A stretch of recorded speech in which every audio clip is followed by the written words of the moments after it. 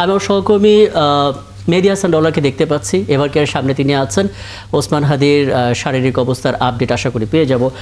মেহেদী Hasan dollar, একটু বলবেন আসলে ওসমান হাদি চিকিৎসাধীন রয়েছেন এবং একটু আগে ইনকিলাব মঞ্চের পক্ষ থেকে সাংবাদিকদের সঙ্গে বেশ কিছু কথা বলা হয়েছে, সেই তথ্যগুলো দর্শকদেরকে জানিয়ে দিয়েছি। আর একটু বিস্তারিত আপনাকে জানতে চাই, ইনকিলাব মঞ্চ আর কি বলেছে এবং এখন পর্যন্ত যেহেতু ভেতরে অনেকেই ঢুকতে পারছে না, শারীরিক কি তথ্য আছে, কতটুকু আসলে ডেভেলপ করলেন এখন পর্যন্ত ওসমান হাদি?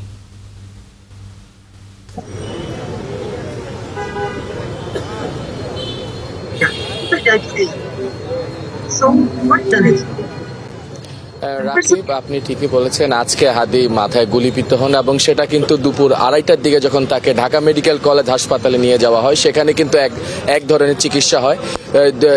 দুপুর 2:30 থেকে 7:30 পর্যন্ত ঢাকা মেডিকেল কলেজ হাসপাতালে ছিল এবং সেখান থেকে রাত 8টার দিকে এভার কেয়ার হাসপাতালে নিয়ে আনা হয় এবং এখানে তিনি নিবিড় পর্যবেক্ষণে আছেন। ডাক্তারদের সাথে একজনের সাথে মুঠোফোনে আমার যতটুকু কথা হয়েছে, তারা বলছে যে তাকে এখন আপাতত চিকিৎসার মধ্যেই রাখা হয়েছে নিবিড় পর্যবেক্ষণে এবং এর আগে কিন্তু তিনি দুই একবার হার্টের একটা প্রবলেমের মধ্যে দিয়েও গেছেন, কার্ডিয়াক অ্যারেস্ট এরকম একটা আমরা কথা শুনছি।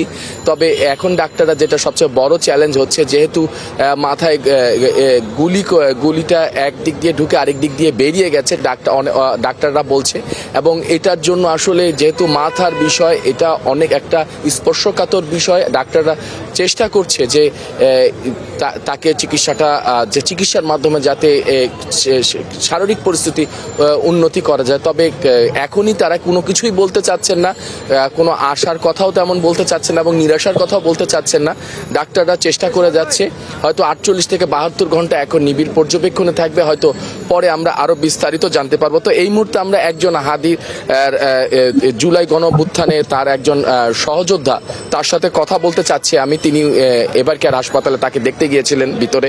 আমরা তার কাছে একটু জানি যে তিনি আসলে কারোর সাথে কথা হয়েছে কিনা, বা ডাক্তার অথবা তার কাছের কেউ আপনার সাথে কি কথা হয়েছে, বা আপনি কি শুনেছেন যে হাদির এখন সর্বশেষ কিছুক্ষণ আগে আপনি বের হয়ে এসেছেন, কি শুনছেন একটু বলবেন?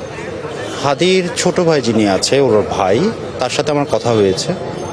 তো he is in a very critical condition right now. সবাইকে দোয়া করতে বলছেন উনি। আর মাথার ফ্লুইডগুলো বের হয়ে গেছে, প্লাস ওর কার্ডিয়াক অ্যারেস্ট হয়েছিল। So doctor sir still trying, ওর মানে আইসিইউতে আছে। সো ওখানে তো কারো যাওয়ার মতো অবস্থা নাই।